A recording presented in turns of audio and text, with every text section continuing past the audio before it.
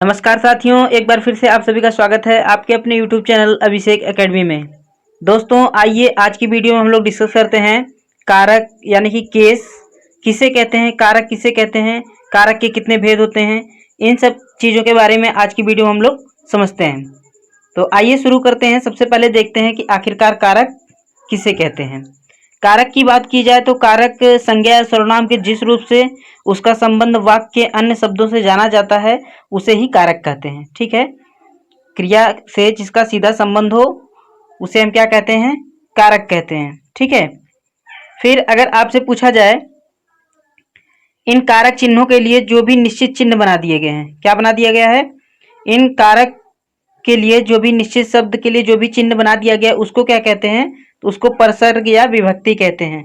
ठीक है, कारक के पूछा जाएगा कारक के कितने भेद होते हैं, तो बताएंगे कारक के कुल 8 भेद होते हैं। कितने भेद होते हैं, 8 भेद होते हैं। ठीक है, तो आइए देखते हैं बारी बारी से कौन कौन से हैं वो। सबसे पहले अगर पूछा जाए आपसे, इसमें पूछा जाता है कि कर्ता कारक कौन कौन से वो कारक हैं, देख लेते हैं। सबसे पहले कर्ता कारक, कर्म कारक, करण कारक, संप्रदान कारक, अपादान कारक, संबंध कारक और आपका है नेक्स्ट अधिकरण कारक और संबोधन कारक। ये 8 प्रकार के कारक होते हैं। कभी कभी इनका विभक्ति चिन्ह सीधे पूछ लिया जाता है कि कर्ता कारक का विभक्ति चिन्ह क्या होगा, तो कर्ता कारक का जो विभक्ति चिन्ह होगा वो होगा ने। कर्म कारक का होता है को, करण कारक का शे या के द्वारा। नेक्स्ट आता है आपका संप्रदान कारक। ठीक है, नेक्स्ट देखते हैं इसमें संप्रदान कारक। संप्रदान कारक का चिन्ह है को या के लिए। अपादान कारक किसे कहते हैं, से जहां से अलगाव की स्थिति होती है। संबंध कारक में जनरली आता है आपका, संबंध कारक में आता है का, के, की, रा, रे, री या फिर ना, ने, नी। अधिकरण कारक में आता है में, पे, पय, पर। ठीक है, संबोधन कारक में आता है हे, अरे, ओ। आइए इन सबके एग्जाम्पल की बात करते हैं और सबकी डिफिनीशन को देख लेते हैं किसको क्या कहते हैं। ठीक है, तो पहला स्टार्ट करते हैं हम लोग पहले से। पहला दिया इसमें कर्ता कारक, क्या दिया हुआ है, कर्ता कारक। आखिरकार कर्ता कारक किसे कहते हैं। कर्ता कारक की बात की जाए तो जिस शब्द से क्रिया के करने वाले का बोध होता है उसे हम कर्ता कारक कहते हैं। इसका एग्जाम्पल क्या है, जैसे माली ने पौधों को पानी दिया, तो यहाँ आप देख रहे होंगे माली ने आया, कर्ता कारक का चिन्ह अभी आपने पीछे ही पढ़ा था। कर्ता कारक का जो चिन्ह होता है वो क्या होता है, कर्ता कारक का जो चिन्ह होता है वो ने होता है। ठीक है, तो यहाँ पे आ गया है माली ने पौधों को पानी दिया।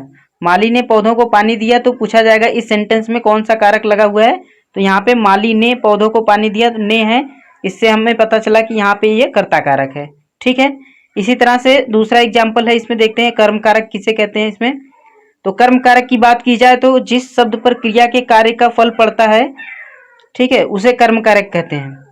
जैसे एग्जाम्पल में दिया हुआ है माँ बच्चे को बुला रही है, माँ बच्चे को बुला रही है, तो इसमें आया आपका को आ गया। इससे हमें समझ में आया कि यहाँ पे क्या होगा, कर्म कारक होगा। इस सेंटेंस में क्या होगा, कर्म कारक होगा। नेक्स्ट बात करते हैं अगर हम करण कारक की। करण कारक किसे कहते हैं, कर्ता जिसके माध्यम से क्रिया करता है, कर्ता यानी कि सब्जेक्ट जिसके माध्यम से क्रिया करता है उसे हम करण कारक कहते हैं। ठीक है, जैसे एग्जाम्पल की बात की जाए तो लड़की पेंसिल से लिखती है, तो किससे लिखती है, पेंसिल से लिखती है, तो करण कारक का जो चिन्ह होता है वो होता है से, इसलिए इसमें हो जाएगा करण कारक। नेक्स्ट देखते हैं इसमें संप्रदान कारक। संप्रदान कारक की परिभाषा क्या है, किसे कहते हैं, तो कर्ता जिसके लिए कुछ कार्य करता है या जिसे कुछ देता है उसे हम क्या कहते हैं, उसे कहते हैं संप्रदान कारक। जैसे एग्जाम्पल में देख लिया जाए, सेठ ने भिखारियों को भोजन दिया, तो इसमें आया को आ गया। इससे मतलब हमें समझ में आया कि ये क्या कौन सा कारक होगा, इसमें संप्रदान कारक होगा। नेक्स्ट इसमें देखते हैं अपादान कारक।